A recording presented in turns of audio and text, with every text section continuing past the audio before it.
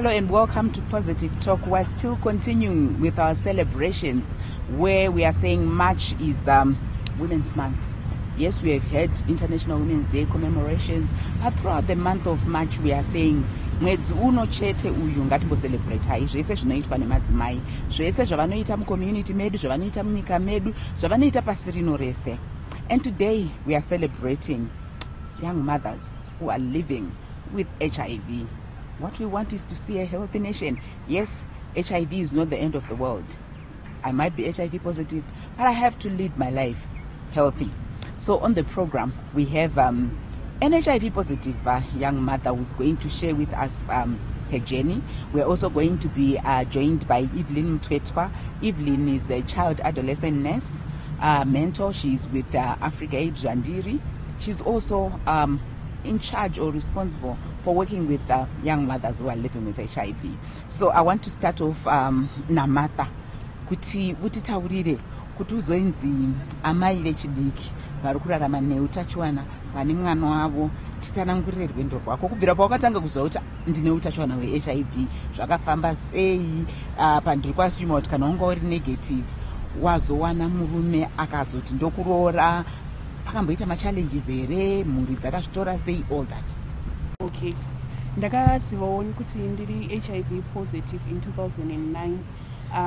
This was nekunge ndamborwara kwenguva yakati rebei.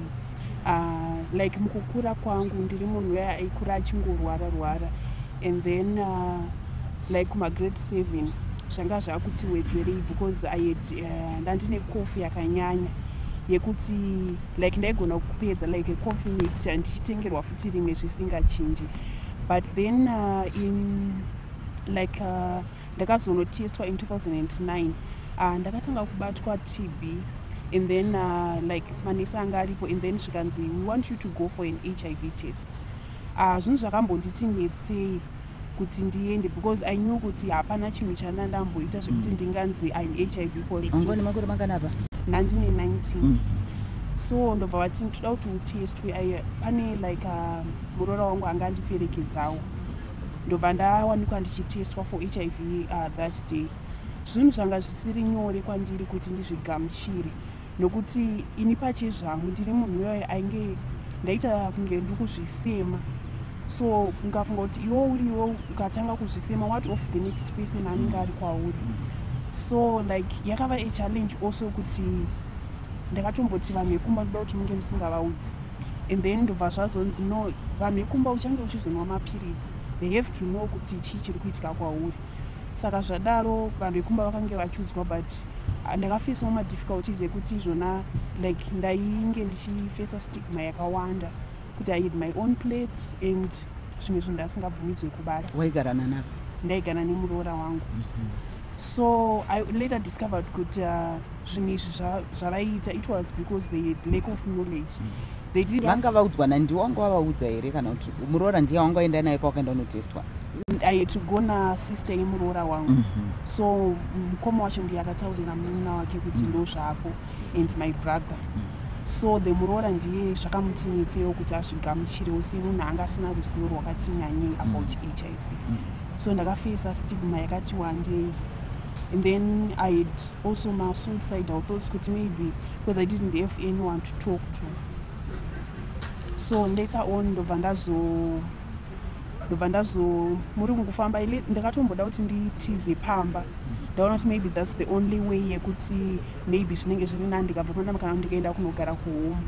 And then later on I was able kuti ndijoine Zandiri Africa Aid. Zvadaro that's when ndakazodiscover kuti no, it's not the only me ari kurarama neHIV, and having HIV hazvireve kuti that's the end of the world. Ndakave nehope in myself kuti I can do anything, hapana chinonditadzisa anything. And also to kuZandiri we had my youth group, that's where I met my husband, and then tikadananawo later on until azonditorawo.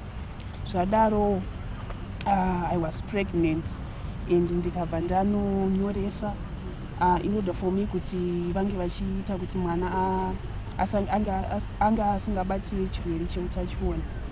So pavakadaro ndaipota ndichienda ndichinochekwa for my pregnancy kuti zvinhu zvese zviri right here. And then I had my baby ndikadeliver normal delivery mune zvakanaka. And ndazvarawo takakurudzirwa kuti tinge tichishandisawo protection kuti mwana asatapurire chirwere, and also kuitirawo for reinfection. And zvainge zvakanakawo also kuti asange achibatira chirwere mwana. And then later on ndakapiwa a pill ndakuda kunoita delivery. When I delivered, the child was given nevirapine for 6 weeks kuitira kuti asange achibatira kure. And then later on akapiwawo macotrip. After ndamurumura akatestwa again and he was found negative. Ndoda kumbodzokera pekuti pamakazosvika pekuti udanane nemukomana wako mosvika pakuroorana, mhuri dzakazvitambira sei, both yekwako neyekumurume wako, kuti vanhu tu vari HIV positive vafunga kuti varoorane? Kumhuri yekwangu vanga vasina problem nazvakati nyanyei, asi ndakaroorwawo sezvamunongoziva kuti kana wakaroorwawo vanana tete vane maonero avanenge vachikuitawo. Though they know kuti mwana wavo you've got the same status, but like panenge patongori just like kusangowirirana, pamwe vanogona vasingatombokufariri. So it was difficult for me, though I had much support able kuhospital. Reason yavo yanga iri yekuti chi vaitaura kuti zviri kuita kuti vasakufarire? Was it HIV or panga paine dzimwe nyaya? No, they didn't say. Nanga vasingambotauri zvanga zvisiri zvekutomboti it was about HIV. Then ndodzoka ipapo panyaya yekuti iwewe having to find somebody ari HIV positive ane same status newe. As a young mother, would you say already now unodila nevamwe vezera rako vamwe vasati varoorwa vari kutraya kuenda mumarelationship? Is it easy kuti munhu ari HIV positive awane a relationship nemunhu ari negative, or makutongoprefer kuti beta ndiwane hangu ari positive kuti zviite? What I would say kuti it's possible kuti munhu ari HIV positive awane munhu ari negative kuti apinde murelationship, because there is out there vanhu vanotonzwisisa about us vatoriko ende vanotogamuchira the same status, and you can have a negative baby wako asina kana utachiona. Kunyaya yekunzi utapukire, nokuti ndiri kutarisa vamwe vanenge vari kungoona chirongwa panobva kuzvibvunza kuti ndambodanana naye ndoenda pabonde naye handitapurire here chirwere? Okay, nyaya yekutapurira zvinenge zvakuita kuti madanana and then mazodecide kuti makuenda pabonde nemuchikurudzirwa kuti tinge tichishandisa protection. Okay, join us after the break. We'll continue with our discussion where we are going to now hear from Africa Dzvandiri. Vari kushanda sei nemadzimai waya kuwanikwa vachivabatsira kuti vararame neutachiona hwe-HIV, vavape the enough support. Tanzwa kubva kuna Martha achiti aimboita ma-suicidal tendencies, haaziri ega, vazhinji vana vakadaro. Join us after the break.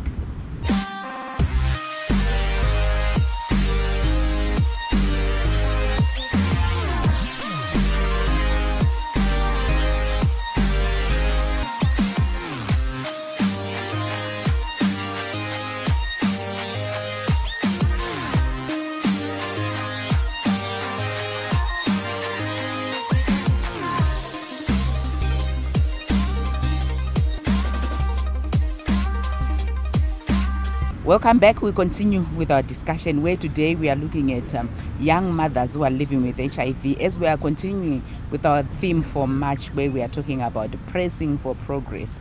And yes, we are celebrating women from all spheres of influence.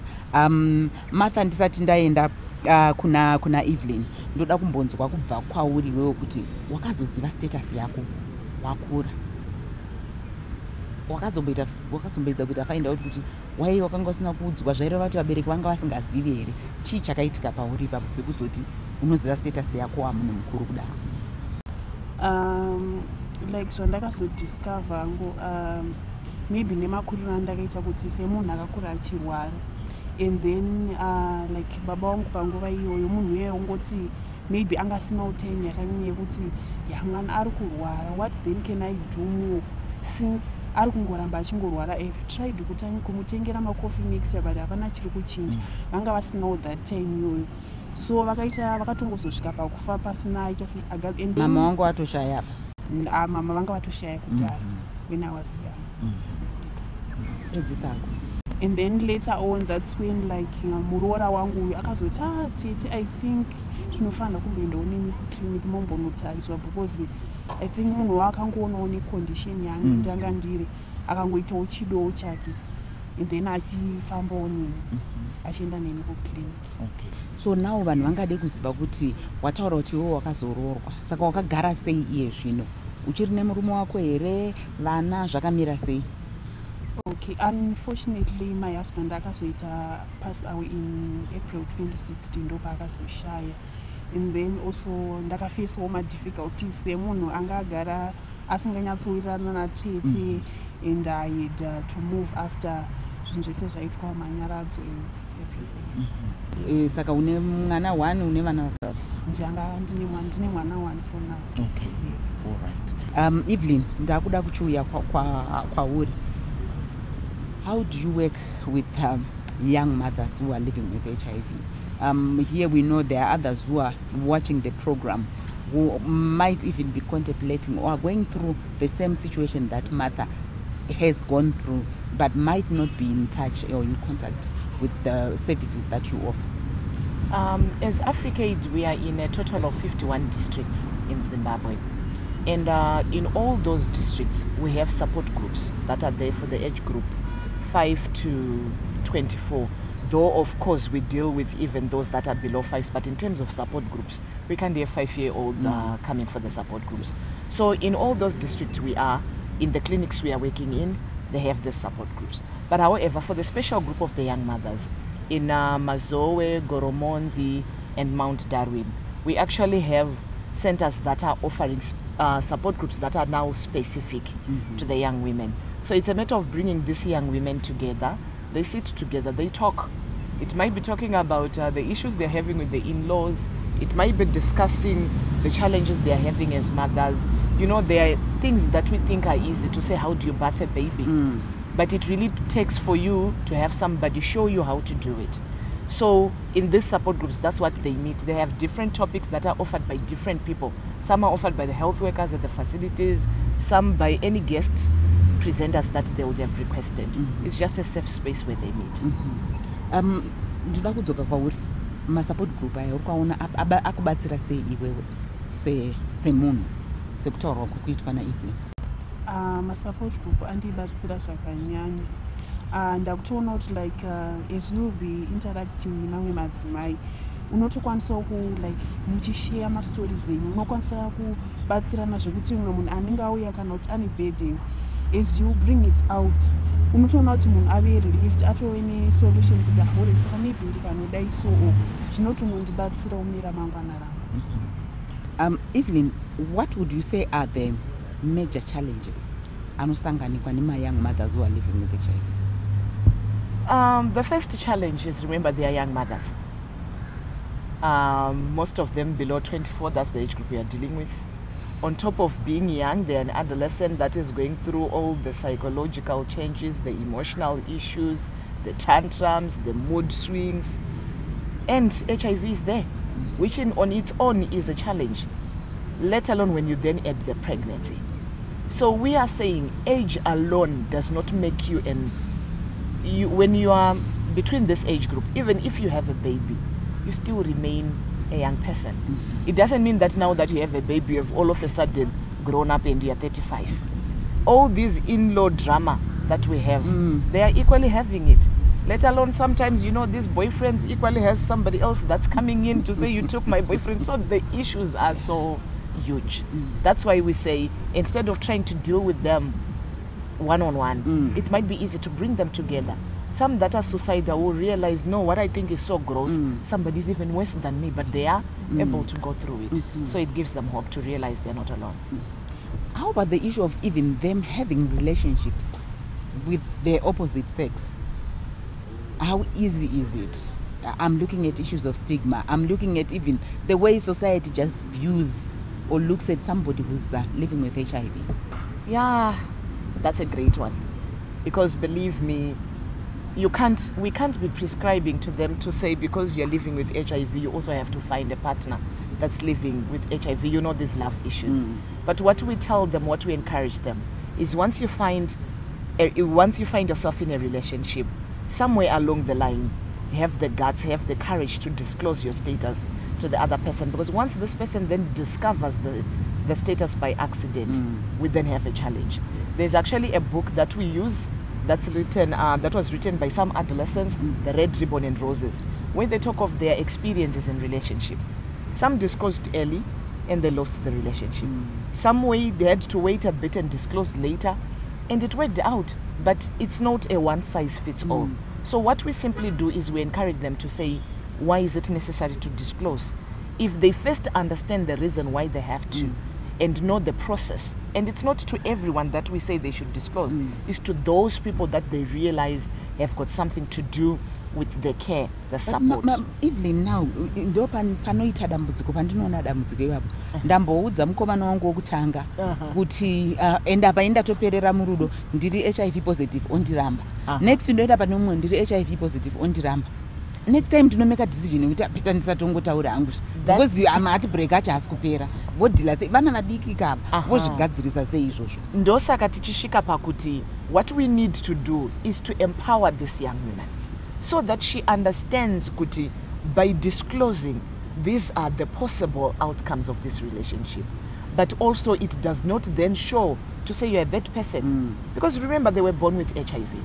And society, what happens for you, Tari? If your son brings a girl and say, Mama, this is my boyfriend who is living with HIV. Yes. But you know your son is negative. So what does that say? So society, we really need to embrace them.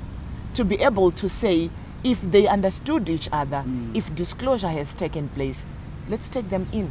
We have instances where the boyfriend, the girlfriend understands, but the in-laws say, no, of our dead bodies. These are the challenges. But we say we only give information. Well, it's information that has been given. And really I want to ask us as individuals, yes, we have tackled it. Mwana wako, hanzvadzi yako, akauya achiti ndiyo partner yangu. My partner are HIV positive. Vana vadanana, vabvumirana.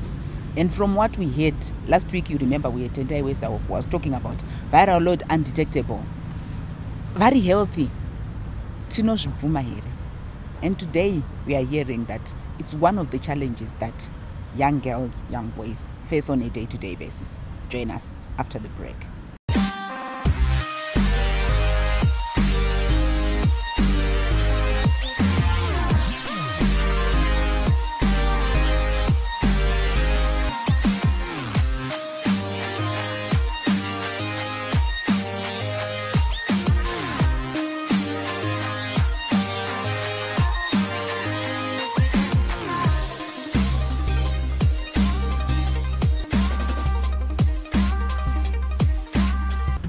Welcome back. We are continuing with our discussion. Yes, we are celebrating women, and we are continuing with our theme of celebrating women living with HIV. They are special to us. They are special to us on Positive Talk, and special to Zimbabwe, special internationally. Martha ndodzoka kwauri. Wataurewo kuti murume wako akazoshaya. From time yakashaya murume wako, zviri nyore here kuti ukwanise kuti ndakuchiita move on, nditange another relationship, ndikuwana maybe kusetla, ndiwanire mwana wangu vamwe baba, somebody acha replace or and play that father figure. Zviri nyore here pauri. Ungatisanangurire kana paine ma challenges awasangana nawo kana kuti zviri kungofamba nyore. Toda kuedza kudzidzisawo vamwe vana vechidiki sewe vari kurarama neHIV, but vanogona kusangana nema challenges aunosangana nawo, anosanganikwa nema colleagues avo. Okay, thank you. Sekuonawo like ndichitarisawo neexperience yangu, kazhinji sezvambotaurwa kuti ukange wasangana nemunhu you have to disclose, asi kekupedzisira kacho you discover kuti like wadisclosera munhu within some time munhu anogona kuzotanga kunyarara, zvireva kuti relationship iyoyo inenge zvinenge zvatopera zvakatodaro. So I discover kuti it's not easy for some people kunge vachizvigamuchira kuti you are HIV positive. Zvinova like they see it, I don't know kuti vanenge vachizvitora sei, maybe kuti havanyatsonzwisisa here more about HIV, because maybe vanenge vachitoona kuti maybe inini ndikutoda kutoda nemunhu ari HIV positive, zvoreva kuti inini at the end ndichange ndave HIV positive. So for the meantime ndiri kutongozvitora like take it easy, but sometimes ndinongofunga kuti maybe if I have someone anongori same status yangu, maybe you understand me better. But zviri kumbonetsa? Yes, zvinombonetsa. Une here vekuti because tazvinzwa zvichibva kuna Evelyn, and sometimes kana zvichitaurwa nemunhu asiri kuzviexperience, iwewo unewa wakamboudza kuti ndiri positive akabva nyarara? Yeah, almost two of them. Yes. So if can you see challenge here and Ambotaur? That's the lived reality now. Saka how do we address that now? Because each challenge, and kana ndiri mwana mudiki Joshua, I don't feel a rejection, already rejection, and it's my status it means kuti ndiwane that rejection. Saka vozvigadzirisa sei? I'm not just talking about mother, but kune vamwe vari kumba vasati vatomboya kuzvandiri, but vari kusangana neizvozvo. They might be knowing kuti vari positive end. Now kana kuti atange relationship vatongona kuti ndokupera kwangu. Kupera kwe relationship with or without HIV kwagara atongori mawani. But once you realize that the reason yayaperera is because of a status that maybe I was not even in control of, it becomes a challenge. What we simply do at Jandiri is those that are in the dating age, we meet with them and we tell them, you may need some of these things. Unfortunately, no matter how much we want to cushion them from such things, we can never be able to. So what we simply do is empower them to say, here is what has happened to someone else, and it may also come to happen to you. And it doesn't even end there. This guy can simply decide now to move around, telling people to say, stay away from her because she's what? She's living with HIV. So this is why I was saying, all those times when people are saying, disclose, disclose, disclose, these are some of those things that people don't consider. And you then meet one who is saying, I won't disclose. It's because they've been through all this and they are saying, should I subject myself again to go through the same thing? So all we are saying is we are appealing to the general public. Let's talk about HIV. Let's embrace it. Let's inform even our children, and let's be supportive of those that we meet. Sometimes what they just need is equally a hug. Saka iwo ungati shoko rauda kudza Zimbabwe chaiyo yese zvayo takatasana nemi sema young mothers kuti way forward yedu muda kuti tiite sei, iwewo wakazvitarisa pauri ipapo uda zvizvauri kuti nini ndinzi ndakugara ndichifara. If this is to happen, at least ndinonzwa kusununguka samai vechidiki vane mwana vari kurarama neHIV. Okay, inini ndiri kungoda kutaurawo kuti as my young women, especially the single women, like wapinda relationship, especially ku vanhu vechikomana, if they don't feel kuti this relationship haiskuita, it's better kuti unongoudzawo munhu kuti ai zvazvikundiitira, and also asange ari munhu uyo achafamba achitaurira munhu vamwe vanhu about your status. Zviri right kungotaurana kuti inini zvinhu izvi hazvisi kundiitira, zvinenge zvakangonaka kubudirana pachena. Way to go, our way forward. What do we do when we are looking at the issue of young mothers? The fear, we instill it as parents. Pano handidi kuigirwa muroora anorwara. We have instilled that in our sons and in our daughters. So I'm only saying it begins with you as a person, me as a person, to be able to accept these people, to be able to say they are fellow human beings, and to be able to respect whatever decision and be supportive. They didn't apply to be HIV positive.